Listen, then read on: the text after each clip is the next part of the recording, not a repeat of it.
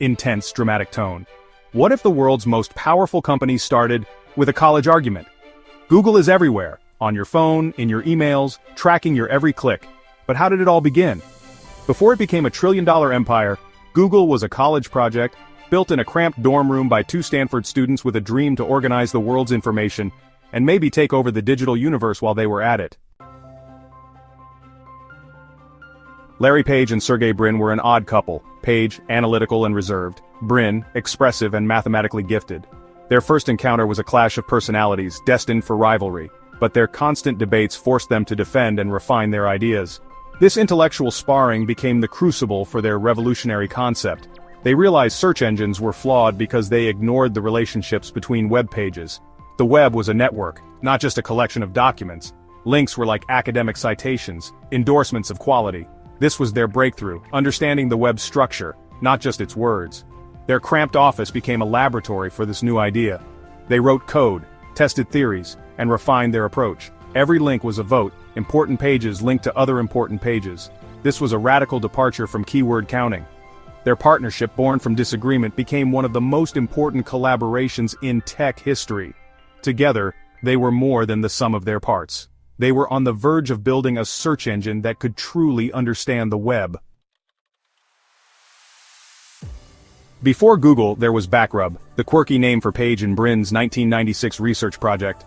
Backrub analyzed the web's backlinks to determine a site's importance. Instead of just scanning text, it crawled the web, mapping connections between pages. Their project quickly outgrew Stanford's computers, so they scavenged discarded PCs and built makeshift servers, even using Lego bricks for casing.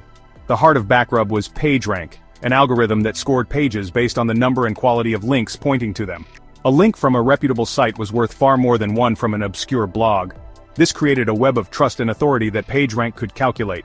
The results were astonishing. Searches returned clean, relevant results. Word spread across campus. Backrub was a quantum leap forward. For the first time, finding the needle in the digital haystack felt possible. Page and Brin realized their project was too big for academia. The web was exploding and they had invented the map and compass it needed. Their algorithm was magic to users, and a revolution for the web. The world was about to change. As Backrub's popularity soared, it needed a better name. They chose Google, a playful twist on Google, representing their ambition to index vast information. With a new name, they tried to sell their technology to search giants, Yahoo, AltaVista, but no one was interested. Frustrated, they decided to build the company themselves. Their break came in 1998, when investor Andy Bechtolsheim wrote a $100,000 check to Google Inc., a company that didn't yet exist.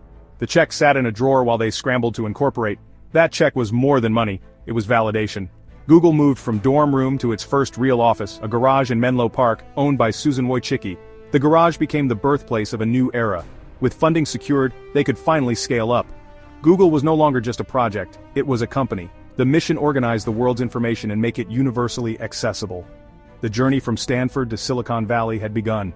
The world's most powerful search engine was ready for launch. The revolution was officially underway. Google was open for business.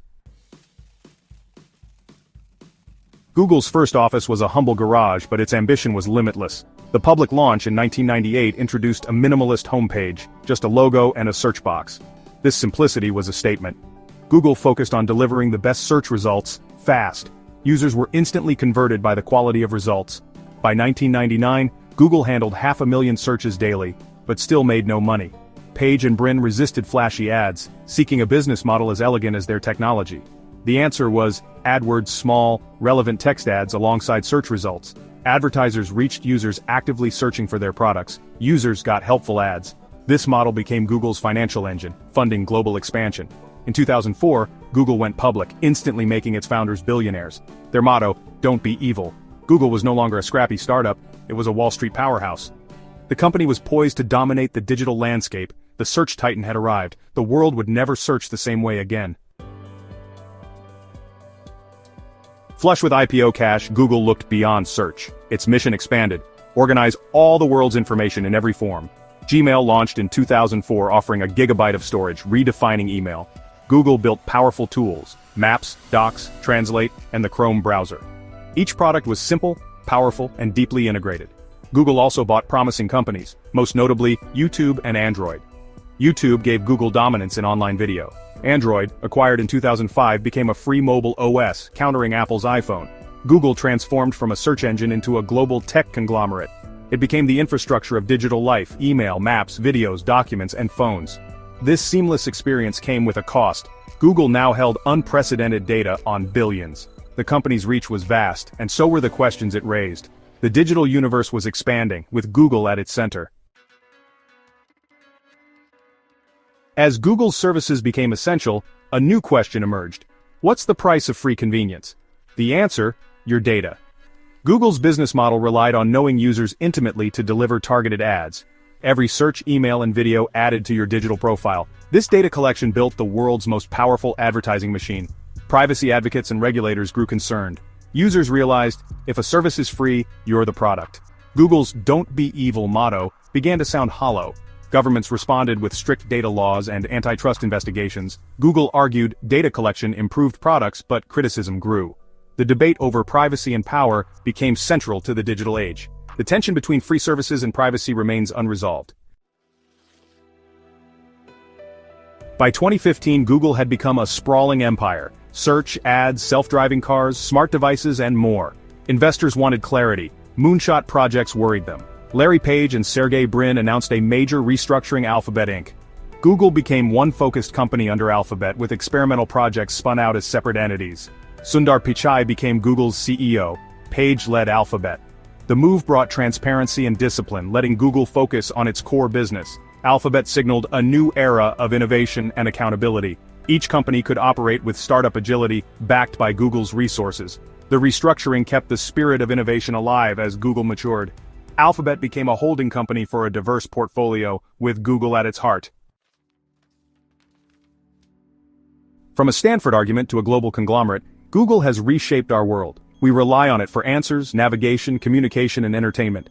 Google has democratized knowledge, but its power is a double-edged sword.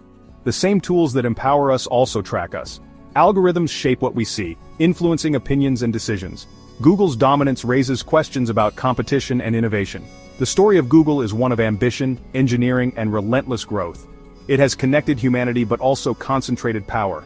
As citizens of a Google-shaped world, we must demand transparency and remain vigilant. The debate that began at Stanford now belongs to all of us, shaping the digital future we choose to build.